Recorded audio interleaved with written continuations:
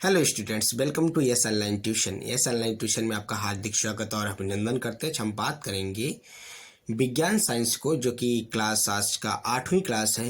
इसके पहले आपने अगर नहीं देखा तो आप प्ले लिस्ट में जाएं और पूरा वीडियो देखेंगे तो आपको सारी चीज़ें बिल्कुल चैप्टर वाइज समझ में आएगी। आपका तीसरा चैप्टर है धातु, अधातु और उपधातु। इसमें ये भी पार्ट थर्ड है। पहला दूसरा पार्ट आप देखेंगे तो आपको सारी चीज़ें क्लियर होंगी। आज ये चैप्टर खत्म हो जाएगा। चलिए देखते हैं पहला क्या है। आयनिक यौगिक के गुणधर्म। जैसे कि पूछा जाएगा कि आयनिक यौगिक की क्या गुणधर्म है, क्या प्रॉपर्टीज़ है, क्या आयनिक प्रॉपर्टीज़ हैं। तो आप पहला लिखेंगे, उसमें देखेंगे तो पहला पॉइंट्स आएगा भौतिक प्रकृति, मतलब है फिजिकल नेचर क्या होता है। जैसे कि देखेंगे धातु के जो यौगिक होते हैं वो धन आयन और ऋण आयनों से बने होते हैं, और धन आयन और ऋण आयन मिलकर अट्रैक्शन होता है, उसमें आकर्षण होता है। आकर्षण के कारण वो एक दूसरे से जुड़ते हैं। तो कहने का मतलब है धन आयन और आयनों के बीच, मतलब पॉजिटिव और निगेटिव आयनों के बीच मजबूत आकर्षण बल के कारण आयनिक यौगिक ठोस या कठोर होते हैं। ये यौगिक भंगुर होते हैं तथा दाब डालने पर टुकड़ों में टूट जाते हैं। जैसे आप समझिए कांच है। देखिए कांच बहुत ठोस भी है, लेकिन जैसे आप इस पर कोई हथौड़े की चोट मारेंगे ना तो छोटे छोटे पार्ट में टूट जाता है। तो अब इसका नेचर कैसा हो गया, ये इसका नेचर भंगुर हो गया। और इसके मॉलिक्यूल्स किससे बने होते हैं, पॉजिटिव आयनों से मिलके बने हैं। तो ऐसे अब दूसरा पॉइंट से आएगा गलनांक और क्वथनांक, जिसे आप कहते हैं boiling point and melting points. तो आयनिक यौगिक के गलनांक एवं क्वथनांक बहुत अधिक होता है, याद रखना है, ठीक है। नेक्स्ट है घुलनशीलता। घुलनशीलता क्या है, वैद्युत यौगिक संयोजक यौगिक सामान्यतः जल में घुलनशील तथा केरोसिन, पेट्रोल आदि जैसे विलायकों में अविविलेय होते हैं। कहने का मतलब है वैद्युत संयोजक यौगिक जल में घुलनशील होते हैं लेकिन इसमें अविविलेय होते हैं। बस इतना समझ लेना। घुलनशीलता जैसे मतलब पानी में घुल जाता है।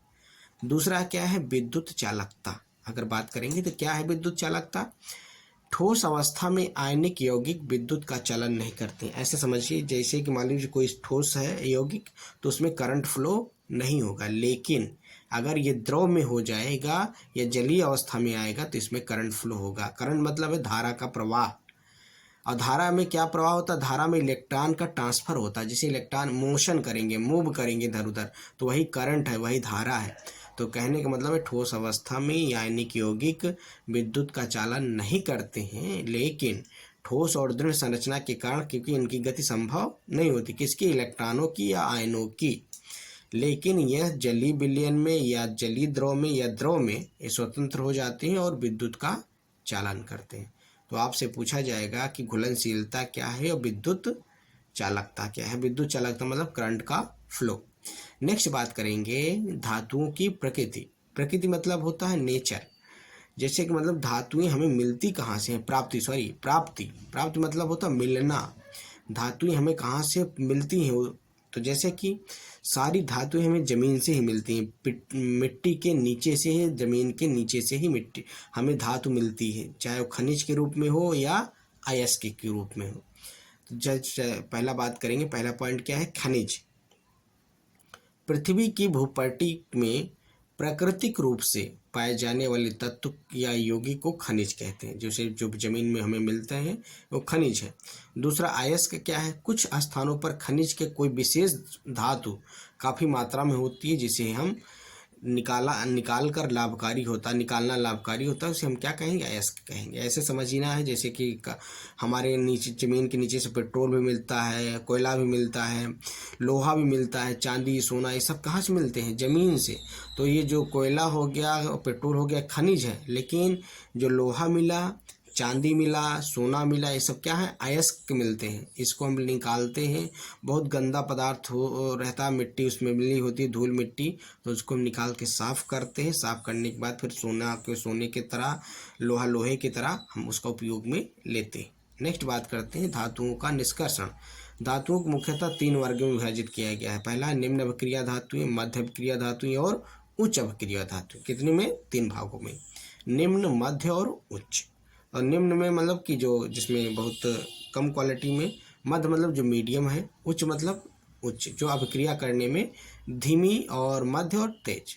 नेक्स्ट बात करेंगे सक्रियता श्रेणी में नीचे आने वाली धातुएं सबसे कम सक्रिय, जैसे मतलब बहुत जो नीचे श्रेणी से ये धातुएं होती बहुत कम अभिक्रियाशील होती हैं, स्वतंत्र अवस्था में पाई जाती हैं। उदाहरण के लिए गोल्ड सोना, सिल्वर चांदी, प्लेटिनियम व कॉपर स्वतंत्र अवस्था में पाए जाती हैं।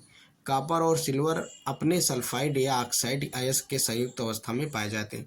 कहने मतलब जो हमें इनको मिट्टी से मिलते हैं तो ये कब अभिक्रियाशील होते हैं, जब हम इनको निकाल के शुद्ध करते हैं तो ये ज़्यादा अभिक्रियाशील हो जाते हैं।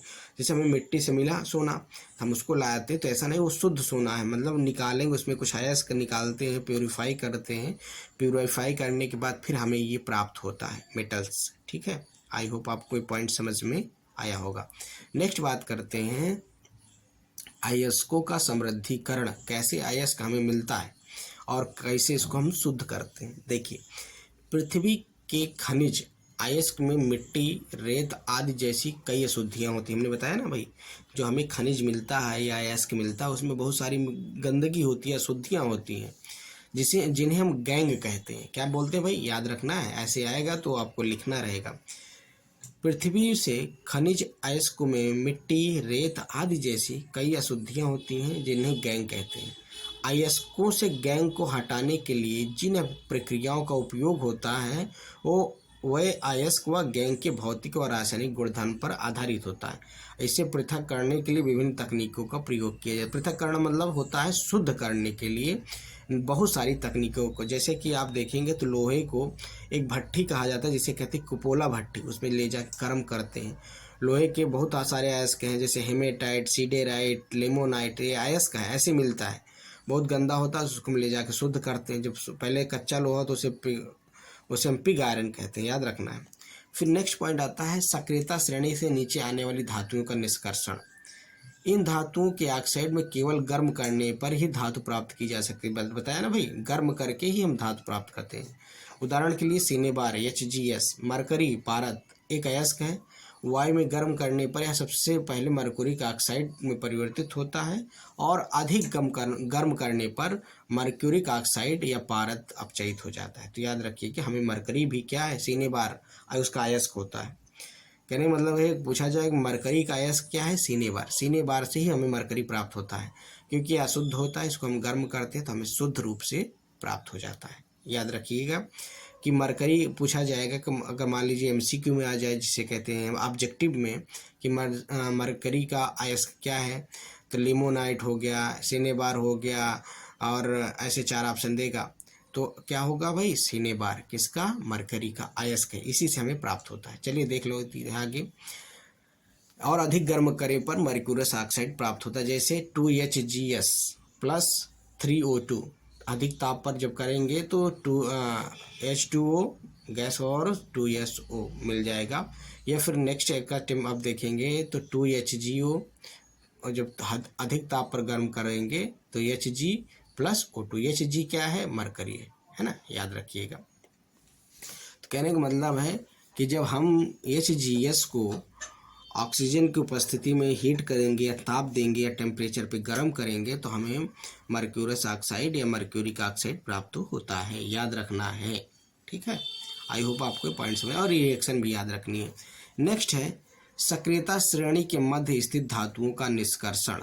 सक्रियता श्रेणी याद रखना है। सक्रियता मतलब जिसमें एक्टिवनेस होती है, प्रकृति में प्रायः सल्फाइड या कार्बोनेट के रूप में पाई जाती है। किसमें, अब आपसे बात किया जाएगा कि यह प्राकृतिक रूप में सल्फाइड या कार्बोनेट के रूप में पाई जाती है। सल्फाइड या कार्बोनेट की तुलना में धातु को उसके ऑक्साइड से प्राप्त करना अधिक आसान है।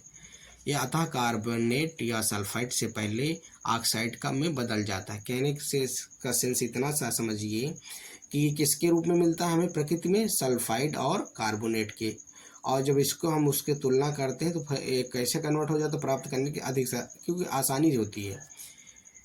नेक्स्ट के जैसे कि अब इसको हम क्या करते हैं, फिर हीट करते हैं, टेम्परेचर देते हैं, उसके बाद इसमें हम कन्वर्ट करते हैं तो हमें आता कार्बोनेट और सल्फाइड से पहले ऑक्साइड में बदला जाता है। मतलब कैसे बदलेंगे, हीट देके, ताप में गर्म करके, तब जब गर्म करेंगे तो हमको सल्फाइड और कार्बोनेट से अधिक जल्दी ऑक्साइड प्राप्त हो जाते हैं। ठीक है, ये पॉइंट रहेगा। जैसे सक्रियता मतलब एक्टिवनेस होती है, कितनी जल्दी हमें इसकी प्राप्ति हो पाए। ठीक। ठीक है। जैसे इसमें फिर से डिफिनीशन देख लीजिए। प्रकृति में यह प्रायः सल्फाइड व या कार्बोनेट के रूप में पाई जाती है। सल्फाइड या कार्बोनेट की तुलना में धातु को उसके ऑक्साइड से प्राप्त करना अधिक आसान है। अतः कार्बोनेट व सल्फाइड को पहले ऑक्साइड में बदला जाता है। ठीक है, आई होप ये पॉइंट क्लियर हुआ होगा। नेक्स्ट पॉइंट आपका आता है अब निस्तापन। निस्तापन क्या है? कार्बोनेट अयस्क को सीमित वायु या में अधिक ताप पर गर्म करने पर ऑक्साइड में परिवर्तित हो जाता है। यही प्रक्रिया निस्तापन कहलाती है। आपसे पूछा जाए कि निस्तापन क्या है, उसको लिखें तो हो जाएगा। आप डिफिनीशन में क्या लिखेंगे? कार्बोनेट अयस्क, अयस्क मतलब होता है जो हमें मिट्टी से डायरेक्ट प्राप्त होता है कोई धातु। तो निस्तापन वह अभिक्रिया है जिसमें कार्बोनेट अयस्क को सीमित वायु मतलब कि एक लिमिटेड एयर के साथ अधिक ताप पर हाई टेम्परेचर पर क्या करेंगे? गर्म करेंगे, तो यह ऑक्साइड में परिवर्तित हो जाता है। क्या होता है? जो उसमें गंदगी होती है वो सब कुछ भाप के रूप में, कुछ धुएं के रूप में, कुछ द्रव के रूप में बाहर निकल जाती है। और यही प्रक्रिया क्या कहलाती है? निस्तापन कहलाती है। ठीक है, निस्तापन मतलब होता है एक प्रक्रिया, यह ऐसी प्रक्रिया है जो मेटल को शुद्धिकरण करने की प्रक्रिया को ही निस्तापन कहा जाता है। तो निस्तापन की एक विधि है, शुद्धिकरण की क्या है? एक विधि है, प्यूरिफिकेशन की एक मेथड है, ऐसा आप समझ सकते हैं। नेक्स्ट पॉइंट आता है सक्रियता की श्रेणी में सबसे ऊपर स्थित धातुओं का निष्कर्षण। जैसे कि इन धातुओं में विद्युत अपघटनीय अपचयन द्वारा प्राप्त किया जाता है। किससे द्वारा? विद्युत अपघटनीय अपचयन द्वारा। उदाहरण के लिए सोडियम, मैग्नीशियम और कैल्शियम को उनके गलित क्लोराइड में विद्युत अपघटन से प्राप्त किया जाता है, जैसे कैथोड और एनोड के। जैसे कुछ ऐसे धातुएं होते हैं जिसमें हम इलेक्ट्रॉन को फ्लो करा के भी हम इसमें क्या कर सकते हैं? प्राप्ति कर सकते हैं। जैसे कुछ है सोडियम, मैग्नीशियम, इसमें क्या होता है? हमें एनोड बना देते हैं, कैथोड बन जाता है। एनोड में ऋण आवेशित चार्ज हो जाता है और कैथोड में ऋण आवेशित चार्ज होता है और एनोड में धन आवेशित चार्ज। तो उसमें क्लोरीन मुक्त हो जाती है। क्लोरीन जैसे मान लीजिए क्लोराइड, हाइड्रोक्लोराइड्स हैं, तो हम उसको मुक्त करना है तो क्लोरीन अलग हो जाएगा और हाइड्रोजन उसके साथ जुड़ जाते हैं। तो इसका एक और विधि है क्या? ऑक्सीकरण और अपचयन के द्वारा भी या अपघटन के द्वारा भी हम इसको क्या कर सकते हैं? अलग कर सकते हैं। जैसे अभिक्रिया मान लीजिए कैथोड है तो Na+ इलेक्ट्रॉन क्या करता है? त्याग देता है। और क्लोरीन क्या होता है? एनोड है तो इसमें क्या होता है? इलेक्ट्रॉन का ग्रहण होता है, इलेक्ट्रॉन जुड़ता है। क्योंकि सोडियम के पास एक इलेक्ट्रॉन अधिक होता है और क्लोरीन के पास एक इलेक्ट्रॉन कम होता है, क्योंकि उसका आउटर मोस्ट क्योंकि उसका 11 है, उसका 17 है। तो इसी प्रकार एल्युमिनियम ऑक्साइड का विद्युत अपघटनीय अपचयन और एल्युमिनियम प्राप्त किया जाता है। कैसे भाई? इसी प्रकार एल्युमिनियम ऑक्साइड के विद्युत अपघटनीय अपचयन से एल्युमिनियम प्राप्त किया जाता है। तो यह रिएक्शन भी आपको याद रखना है। क्या है भाई? सोडियम कैथोड होता है और क्लोरीन एनोड होता है। तो यह NaCl बनाता है, सोडियम क्लोराइड, जिसे हम नमक भी कहते हैं, है ना। कभी कभी आप देखिए जो बिजली वाले तार होता है जहाँ अर्थिंग देते कहते भाई नमक डाल दीजिए, है ना, क्योंकि कैथोड और एनोड में टूट जाता है। नेक्स्ट आता है धातुओं का परिष्करण। धातुओं का कैसे परिष्करण करेंगे? ये सारी विधि क्या है? धातुओं को अलग करना, शुद्ध करने की ही विधि है। विभिन्न अपचयन प्रक्रमों में प्राप्त धातुएं पूर्ण रूप से शुद्ध नहीं होती हैं। इन्हें अपद्रव्य कहते हैं। इनको हटाकर ही शुद्ध धातु प्राप्त की जाती है। धातुओं के अपद्रव्य को हटाने की सबसे अधिक प्रचलित विधि विद्युत अपघटनीय परिष्करण है। कहने का मतलब है कि विद्युत धातुओं को शुद्ध करने की क्या है? एक विधि है। इसमें क्या किया जाता है? हम धातुओं को शुद्ध करते कैसे? इसमें धातुओं की जो अशुद्धियाँ होती है उसको हटा करके। ठीक है। नेक्स्ट है विद्युत अपघटनीय परिष्करण। क्या है?